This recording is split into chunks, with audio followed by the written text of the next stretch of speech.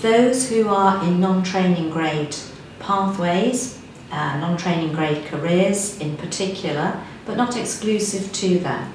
So to give some examples, consultants who are feeling that their career choice perhaps is not correct, or those who are wanting to change subspecialty.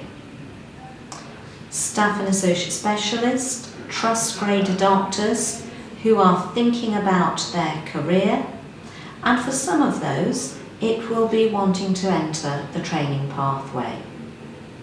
In addition, UK doctors who have trained in the UK but have worked abroad and are wanting to return to work in the UK, so thinking of career breaks, or those wishing to plan retirement.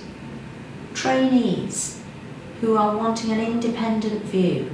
They may be thinking of stepping out of training for a while, taking up staff and associate specialist posts or other posts, and want a completely independent view on the pros and cons of that. Okay, so I think people really should understand that everyone has career dilemmas. I've had career dilemmas, I'm sure you have, and it's not unusual. And sometimes people can just ride it through and they make their decisions by themselves or with the support of their colleagues or their friends or family. So we're not dealing with stuff that's out with people's experience. It's going to happen to everybody at some point, isn't it? And the service is there if people get to a point that they haven't got anybody else, or they would like some externality or non-judgmental support in managing that career change or dilemma. I don't know about you, Maddie. I've been really interested to meet some of the people who've asked for support through the Careers Advisory Network. There have been some amazing people who've come along really just to have a conversation. Yeah. We've seen people preparing for retirement.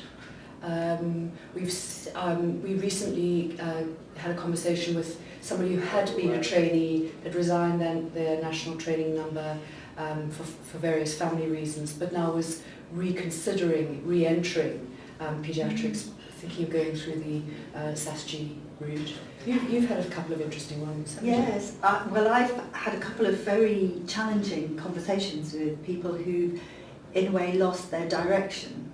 And having somebody completely out with their own trust or organisation who has no agenda, who could just listen and then help weigh up with them what exactly is the problem. Is the problem within the organisation, or have they got some personal difficulties that are impacting on their work? Really makes a difference to people, I think, because it's the externality that really matters, and the fact that this is a confidential service that is really not going to go anywhere apart from between the advisor and the person who's requested advice. I think also some of the things that we help with are having ideas that maybe they haven't thought of, or options that they hadn't thought of, because, as you say, between us we've got a wealth of training experience and careers experience. So, for example, somebody asked about working overseas. They'd never worked overseas before and didn't know even how to start to think about it. But I've advised others, trainees, about overseas working. Yes. And so I knew a little bit about the process, and that person found it very helpful, I think. I think most people, I hope, have found it a really useful service. Yes. I had a very interesting case of a doctor who was quite senior within the NHS, and then for various personal reasons had decided to step out of the NHS and work privately. And for a variety of reasons, after 5 or 6 years, wanted to rethink that. And actually that was a very interesting encounter. I found it interesting because it was something that we're not that used to within paediatrics.